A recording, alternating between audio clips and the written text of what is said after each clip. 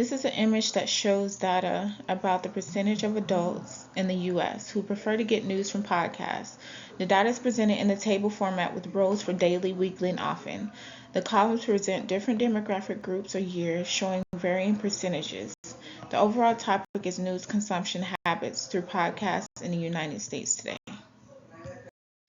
The slide that you see here is a graph analysis of getting news from podcasts, percentage of U.S. adults who say they get news from podcasts. So in a line graph typically show trends of over a continuous period. On the line, it shows the trend of news consumption via podcasts, which appears by the years shown. A second partially obscured line is also presented, suggesting a comparison with another metric.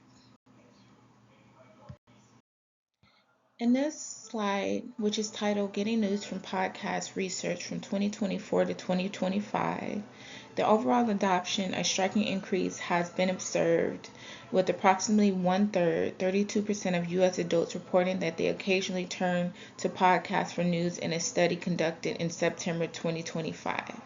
A significant rise from 22% in 2020, highlighting the growing impact of medium demographics, younger adults, are at the forefront of podcast news consumption.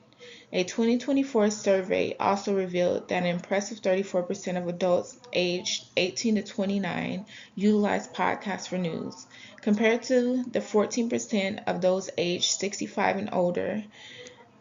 Listeners' behavior podcast news consumers are interested in depth and analysis.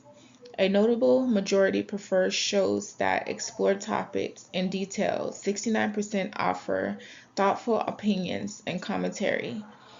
61% or provide concise daily news summarized. 58%. Okay, so although only a small percentage of the U.S. adults identify podcasts as their primary news source, those who do engage with the podcast news exhibit a strong level of trust in the information they receive, underscoring the credibility that this medium has established among its audience.